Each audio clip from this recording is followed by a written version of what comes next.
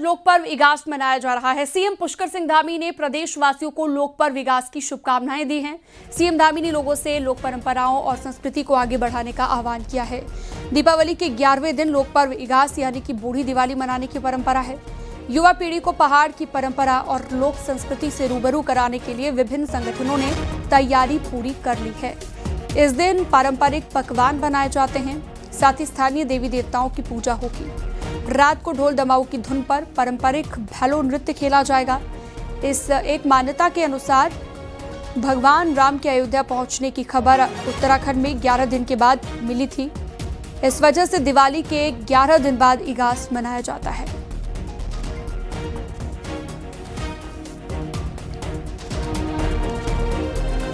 शुक्रवार को हरिद्वार में सीएम पुष्कर सिंह धामी देवभूमि रजत जयंती उत्सव में शामिल हुए। सीएम धामी का यहां पर जोरदार स्वागत किया गया। सीएम ने यहां पर लोगों का अभिवादन भी स्वीकार किया। राज्य स्थापना के 25 साल पूरे होने पर रोड़ी बेलवाला मैदान में 3 दिन का कार्यक्रम चल रहा है। वहीं इस दौरान कुंभ मेले के लिए हरिद्वार में बनाए जा रहे गंगा घाटों के निर्माण में सामने आई अनियमितताओं को लेकर सीएम धामी ने अधिकारियों को कड़ी चेतावनी दी है। हरिद्वार में रजत उत्सव कार्यक्रम में सीएम धामी ने सभी कार्यदायी संस्थाओं को सीधे तौर पर कहा गया कि या तो गुणवत्तापूर्ण निर्माण करें या फिर कार्रवाई के लिए तैयार रहें। सीएम ने कहा कि कुंभ के निर्माण कार्यों में किसी भी तरह की कोताही बर्दाश्त नहीं की जाएगी। भाई बहनों, वर्ष 2027 धर्म नगरी हरिद्वार में कुंभ का आयोजन भी किया जाना है, जिसके लिए अभी से हम सभी तैयारियों में जुट गए हैं। मेरे संज्ञान में पिछले दिनों आया कि कुंभ को निर्माण कार्यों को लेकर भी कुछ अनियमितताएं बरती गई हैं। मैं निर्माण कार्य में लगे हुए सभी कार्यदायी संस्थाओं को भी इस मंच के माध्यम से ये कहना चाहता हूं कि या तो गुणवत्तापूर्ण निर्माण करें, अन्यथा कार्रवाई के लिए भी तैयार रहें। जो भी इसके लिए कहीं भी अपनी दायित्वों में निर्वहन में कहीं पर भी लापरवाही बरतेगा, उसके खिलाफ कार्रवाई की जाएगी।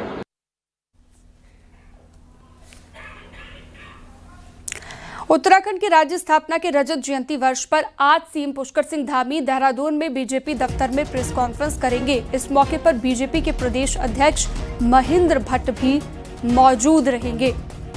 तो राज्य स्थापना का रजत जयंती वर्ष है। 12 बजे भाजपा मुख्यालय में प्रेस कॉन्फ्रेंस भी की जाएगी।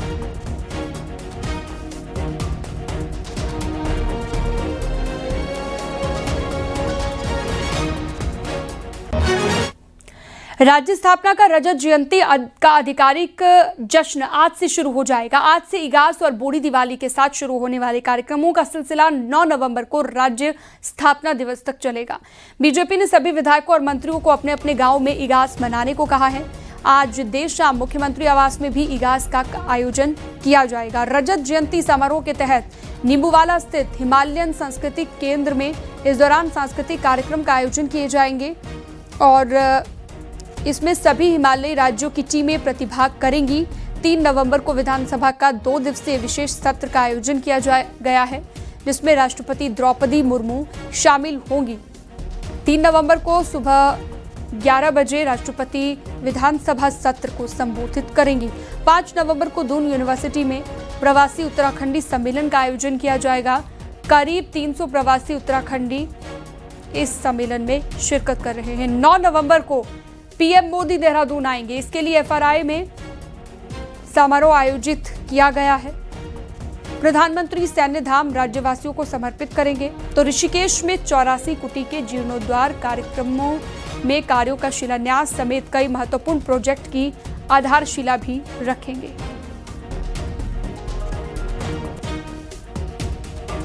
क्योंकि यह वर्ष हमारा राज्य की स्थापना का रजत जयंती वर्ष है और उसके एक श्रृंखलाबद्ध तरीके से हम रजतोत्सव के रूप में इस रजत जयंती वर्ष के कार्यक्रमों का आयोजन कर रहे हैं। इसी क्रम में जहां कल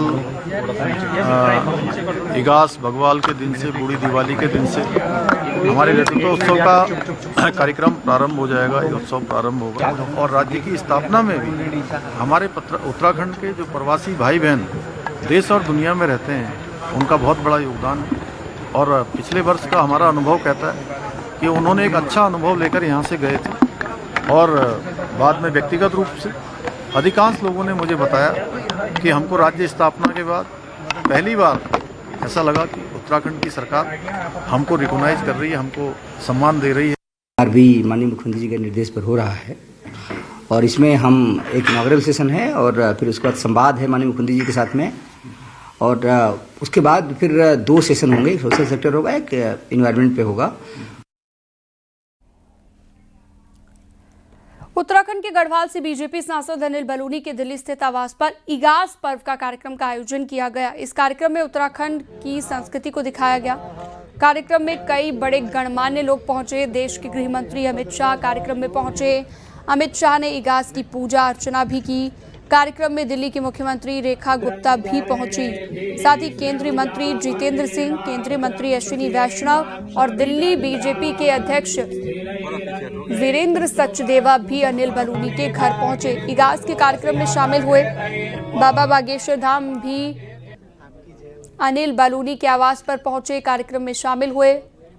फिल्म अभिनेत्री और सांसद कंगना रनौत भी पहुंची।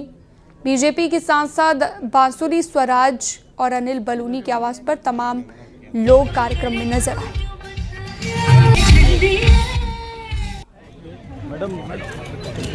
तो एक बार फिर से ये तस्वीरें आप देखिए जहां पर बाबा बागेश्वर को आप देख रहे हैं और तमाम जो गणमान्य लोग पहुंचे थे। बीजेपी की सांसद बांसुरी स्वराज भी, रेखा गुप्ता भी यहां पर नजर आई। दिल्ली की मुख्यमंत्री,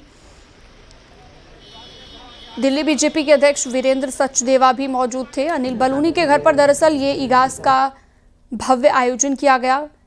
यहाँ पर प्रस्तुति देने के लिए कई कलाकार बुलाए गए थे, जिसमें जुबिन नौटियाल पहुंचे। ये तस्वीरें आपको हम दिखा रहे हैं कार्यक्रम के दौरान की तस्वीरें। और एक अहम बात कि यहाँ पर गृह मंत्री अमित शाह खुद मौजूद रहे। ये देखिए अमित शाह की तस्वीर, पहुंचे और इगास की पूजा अर्चना भी उन्होंने की है।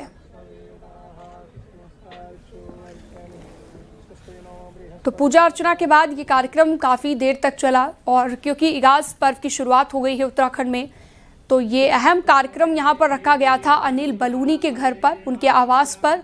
और वहीं की ये तस्वीर आप देख रहे हैं जहाँ पर तमाम गणमान्य लोग मौजूद रहे।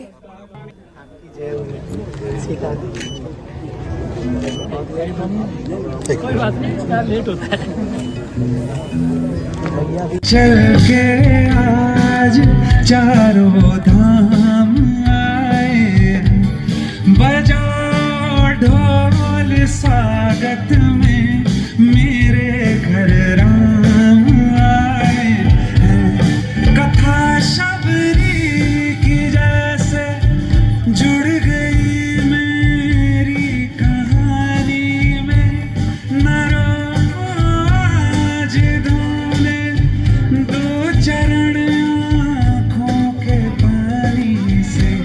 बहुत खुश हैं मेरे आंसू के प्रभु के काम आए हैं। बजाओ ढोल स्वागत में मेरे घर राम आए हैं। तो उत्तराखंड में आज लोक पर्व इगास मनाया जाएगा और उससे पहले राजधानी के सुदूरवर्ती राजकीय पूर्व माध्यमिक विद्यालय अखंडवाली भेलंगपुर रायपुर में टीचर्स ने छात्रों संग इगास बग्वाल मनाई।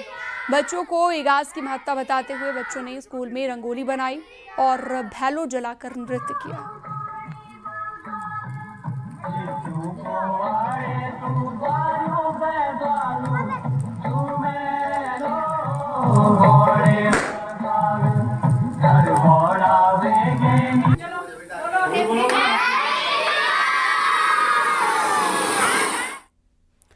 भारत ने स्वस्थ नारी सशक्त परिवार अभियान के तहत 3 गिनीज वर्ल्ड रिकॉर्ड्स बनाए हैं। केंद्रीय स्वास्थ्य मंत्रालय के मुताबिक राष्ट्रव्यापी स्वस्थ नारी सशक्त परिवार अभियान के तहत ये 3 गिनीज वर्ल्ड रिकॉर्ड के खिताब महिला केंद्रित स्वास्थ्य सेवा के प्रति भारत की प्रतिबद्धता को दर्शाता है। इसमें एक महीने में स्वास्थ्य प्लेटफॉर्म पर सबसे अधिक लोगों ने रजिस्ट्रेशन कराया है। 3 करोड़ 21 लाख से ज्यादा लोगों ने रजिस्ट्रेशन कराया है। वहीं एक सप्ताह में ऑनलाइन ब्रेस्ट कैंसर स्क्रीनिंग के लिए सबसे ज्यादा रजिस्ट्रेशन का गिनीज वर्ल्ड रिकॉर्ड भी बना है। ब्रेस्ट कैंसर स्क्रीनिंग के लिए एक सप्ताह में 9,94,000 से ज्यादा रजिस्ट्रेशन कराया गया। साथ ही साथ एक सप्ताह में राज्य स्तर पर ऑनलाइन वाइटल साइन स्क्रीनिंग का भी गिनीज वर्ल्ड रिकॉर्ड बना है। राज्य स्तर पर ऑनलाइन वाइटल साइन स्क्रीनिंग के लिए 1,25,000 लोगों ने रजिस्ट्रेशन कराया है। केंद्रीय स्वास्थ्य मंत्री जेपी नड्डा ने सोशल मीडिया साइट एक्स पर पोस्ट कर जानकारी दी है।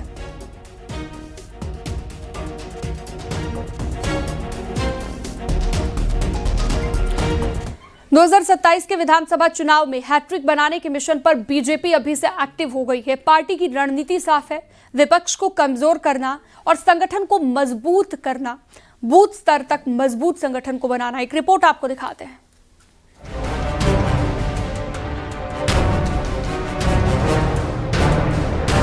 दो 2027 में तीसरी बार सत्ता वापसी के लिए बीजेपी मिशन मोड में है। पार्टी का 360 डिग्री प्लान तैयार है और इसमें सबसे बड़ा दांव है विपक्ष को चुनाव से पहले ही कमजोर कर देना।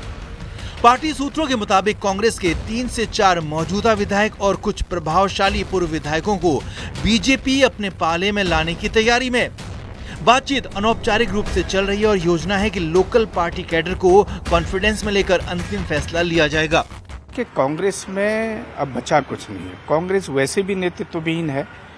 कांग्रेस के कई बड़े से बड़े नेता पार्टी छोड़ चुके हैं। बहुत से लोग पार्टी छोड़ने की तैयारी में हैं। मैंने बहुत पहले भी कहा था, बहुत से विधायक भी इस तैयारी में हैं कि भाई किस तरीके से कांग्रेस से निजात मिले, क्योंकि कांग्रेस का जो चरित्र बना है, जो कांग्रेस की स्थिति हो गई है, जिस तरीके के झगड़े हैं, अभी तक तो बड़े नेताओं के झगड़े थे, आप देख रहे हैं अभी तो जो छोटे कार्यकर्ता हैं, छोटे नेता हैं, वो भी कुर्सी के लिए वहाँ पर लड़ाई कर। नहीं, उनका ठीक कह रहा है, क्योंकि उनके पास अपने पास नेता ही नहीं है।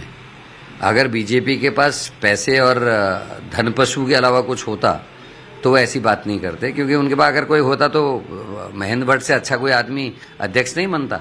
अच्छे अच्छे लोग घर में मदन कौशिक जैसे, बंशीधर भगत जैसे सीनियर लीडर्स घर में बैठे हैं, बिशन सिंह चौपाल जैसे लोग घर में बैठे हैं, और महेंद्र भट्ट जैसा आदमी बना है जो गोबर गणेश और इससे गोबर गौमूत्र और इससे नीचे बात ही नहीं करता। बीजेपी की चुनावी मशीनरी जानती है कि उसका अगर उत्तराखंड में किसी पार्टी से सीधा मुकाबला है तो वो है कांग्रेस। इसीलिए विपक्षी पार्टी के खेमे में जो भी मजबूत पीठ है उसको हिलाने का प्लान गतिमान है।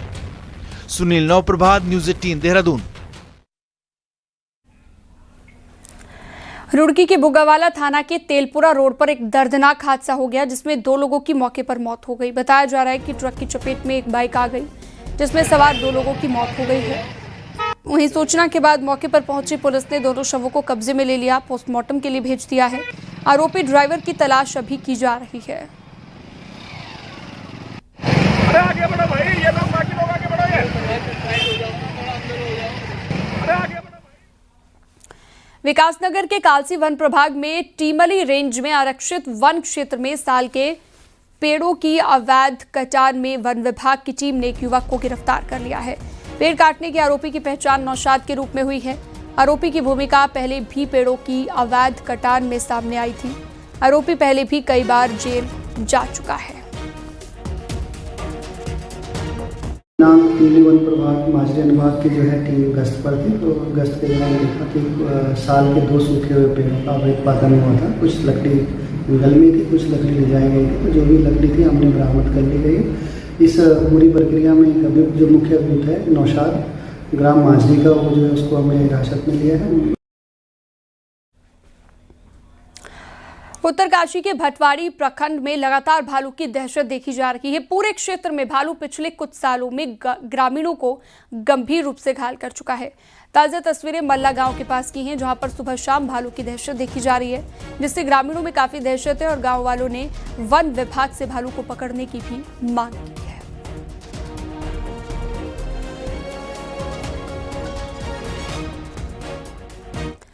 ऋषिकेश के ढालवाला में शराब की दुकान बड़ा सियासी मुद्दा बन गई है। पुलिस प्रशासन, प्रदर्शनकारी, हाईकोर्ट, आबकारी विभाग और बीजेपी के साथ साथ कांग्रेस, सबकी नजर दुकान पर है। सवाल यह है कि साल भर में 21 करोड़ की कमाई वाली ये दुकान कब तक खुली रहेगी। देखिए।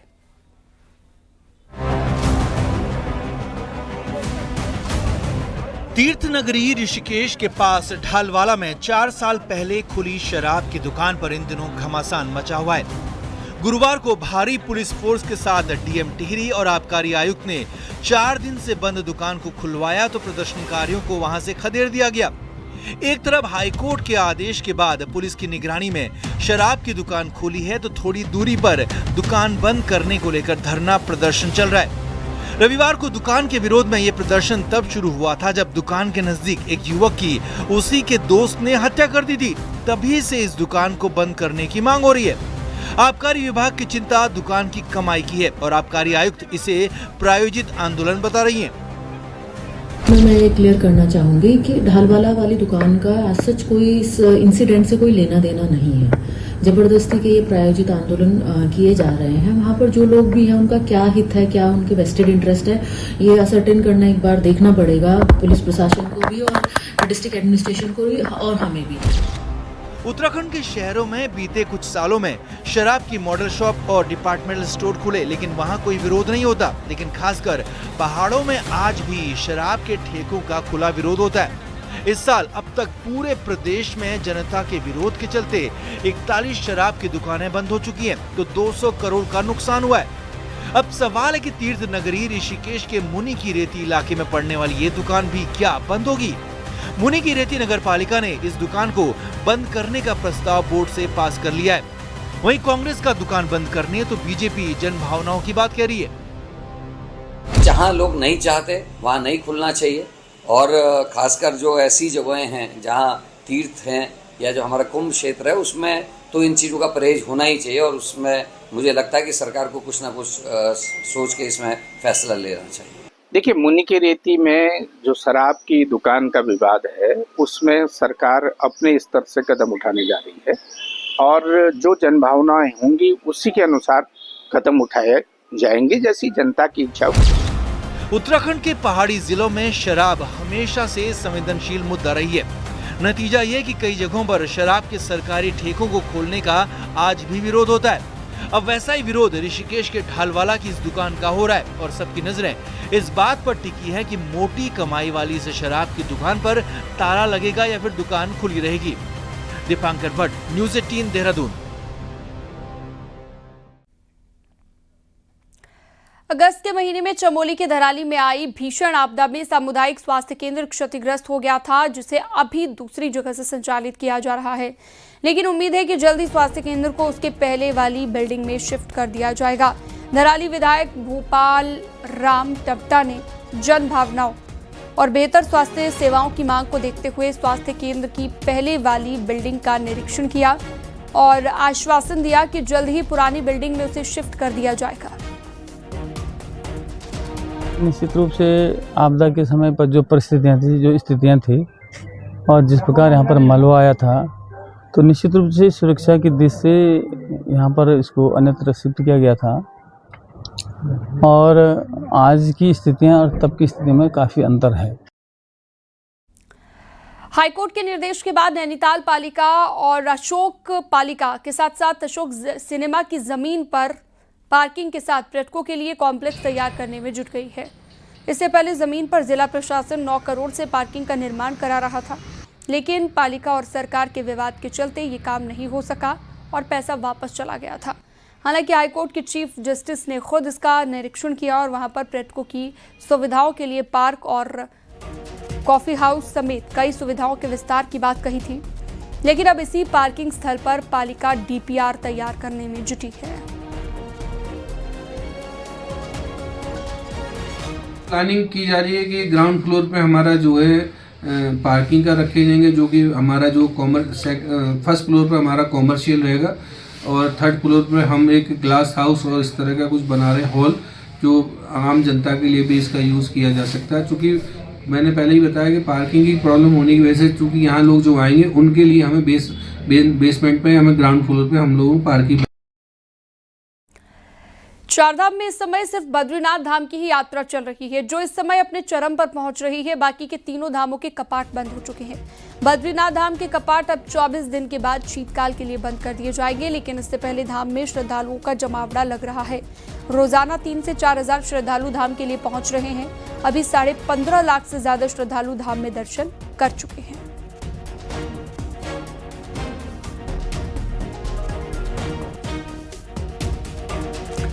जिम कॉर्बेट नेशनल पार्क का सबसे प्रसिद्ध और रोमांचक ढिकाला पर्यटक जोन इस बार खुलने से पहले ही विदेशी सैलानियों के लिए पूरी तरह पैक हो गया है।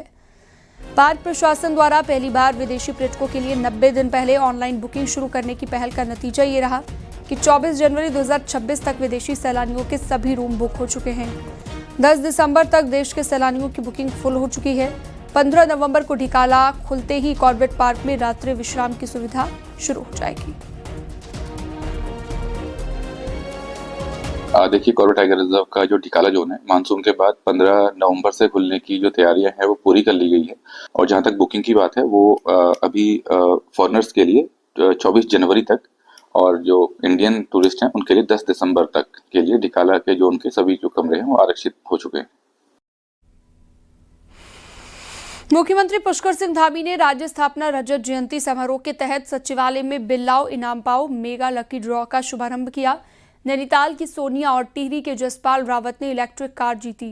कुल 1888 विजेताओं को विभिन्न पुरस्कार मिले। मुख्यमंत्री ने कहा कि ये योजना जारी रहेगी, जिससे राजस्व और कर राजस्व में बढ़ोतरी हुई है। अब तक 6.5 लाख बिलों के माध्यम से 263 करोड़ का लेन देन दर्ज हुआ है। ये योजना उपभोक्ता जागरूकता और जन भागीदारी का प्रतीक बन चुकी है। मुख्यमंत्री ने जनता से हर खरीद पर बिल मांगने और पारदर्शी लेन देन से राज्य के विकास में योगदान देने की अपील की।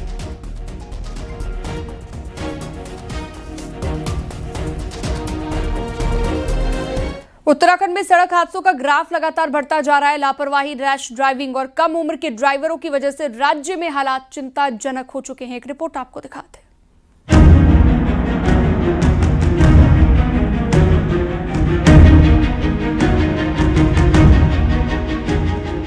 गुरुवार को देहरादून में एक बुजुर्ग की जान तब चली गई जब वो एक बस की चपेट में आ गए। कुछ दिन पहले राजधानी में एक लड़की को गाड़ी ने टक्कर मारी और उसकी हालत अब भी गंभीर बनी हुई है। ये सिर्फ 2 उदाहरण हैं। उत्तराखंड में जनवरी से अगस्त तक 823 सड़क हादसे हो चुके हैं। देहरादून, हरिद्वार, नैनीताल और उधम सिंह नगर जैसे शहरों में इस साल 996 सड़क हादसे हुए हैं, जिनमें 635 लोगों की मौत हुई है। रैश ड्राइविंग और ड्राइविंग सेंस की कमी इन हादसों की बड़ी वजह बन रही है। बच्चों को, अभी स्कूल जाने वाले बच्चों को गाड़ियां देना वाकई बहुत रिस्की है। उनके साथ कोई हादसा हो सकता है, कुछ भी हो सकता है। वो रैश ड्राइविंग करते हैं, तो मेरे हिसाब से तो उनको गाड़ियां नहीं देनी चाहिए जब तक कि वो 18 ईयर्स के ना हो जाए। 18 साल से कम उम्र के बच्चों को गाड़ियां देना और बिना लाइसेंस ड्राइविंग करना बेहद खतरनाक साबित हो रहा है। यही वजह है कि हादसों की संख्या में लगातार इजाफे हो रहे हैं। लगभग 38,000 गाड़ियों के चालान हम लोगों ने ओवर स्पीडिंग में किए हैं। ये बहुत बड़ा आंकड़ा है। तो ओवर स्पीडिंग में कुछ जगह, खासकर वैसे जगहों पे जहां रैश ड्राइविंग ज़्यादा होती है, ओवर स्पीडिंग ज़्यादा होती है, उन पॉइंट्स पे जो ब्लैक स्पॉट्स हैं उन पे हम फोकस कर रहे हैं कि वहाँ ज़्यादा रात को भी चेकिंग हो रही है, शाम को भी कर रहे हैं और दिन को भी। सुबह का टाइम जो होता है, कई बार जो रैश ड्राइविंग और ओवर स्पीडिंग होती है सुबह के टाइम में होती है। देश भर में हो रहे सड़क हादसों पर सुप्रीम कोर्ट भी चिंता जता चुका है, लेकिन उत्तराखंड में अब ये एक गंभीर सामाजिक मुद्दा बन चुका है। सतर्कता और जिम्मेदारी अब सिर्फ प्रशासन की नहीं बल्कि आम जनता की भी है। देहरादून से न्यूज़ 18 के लिए भारती सकलानी की रिपोर्ट।